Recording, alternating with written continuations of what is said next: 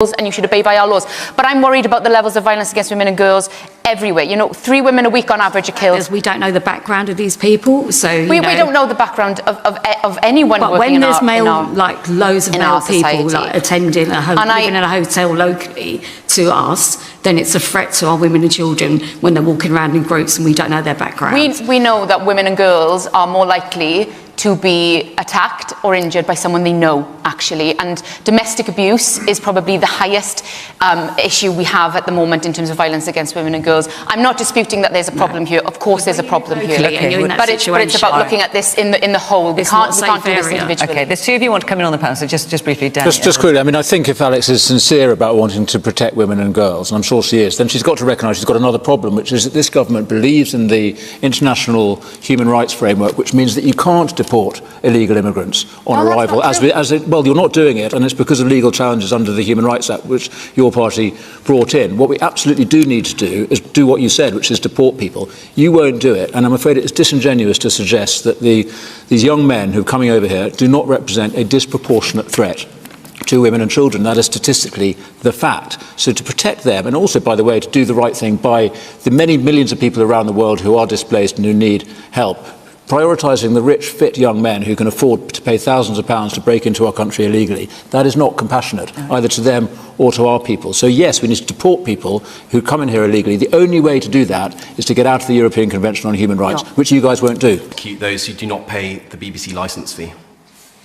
Danny, do you want to answer that? That's a good question. Well, if it's illegal, obviously it needs to be prosecuted, but I would expect extreme lenience in that case. It's a very minor offence, and we've got enough genuine criminals on our streets that should take the attention of the police and the prosecutors. I mean, I think the gentleman at the back made a valid point, which is that if there is to be a national broadcaster, it needs to be publicly accountable. And if it's to be paid for nationally, whether that's through a licence fee or through taxation, we need the government to insist on impartiality. I think the funding model is a big question we can all debate, but fundamentally, if it's a public corporation, it needs to be impartial, and it needs to be properly accountable ultimately to Parliament. That is what the majority of people think and can see with their own eyes. And you're trying to tell people, so many people, that that's not happening. These people are refugees, they're in danger, they're fleeing persecution. They're not. They're coming from France. And you just look at the people in those boats. No one paid 10 grand to get in that boat. No one. No one. And I have another theory about that. I think the government pays them to come.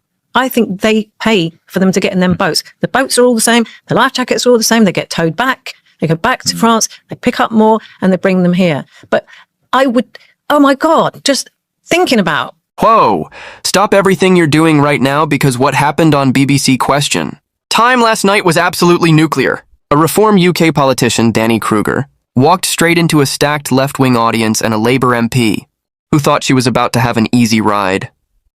And he completely obliterated every single argument thrown at him live on air. I'm still buzzing from it. We're going to break down the most explosive moment, plus a couple of other fire clips, and trust me, by the end your jaw's going to be on the floor. Let's dive straight in. First clip, watch this madness unfold. Audience woman genuinely terrified. We have no idea who these people are. Groups of young men living in hotels near us, no background checks. Walking around our streets, it feels like a direct threat to women and children. Labour MP instantly shuts it down. Actually, women are far more likely to be attacked by someone they already know. Domestic abuse is the real issue here. Hold up, did she really just do that?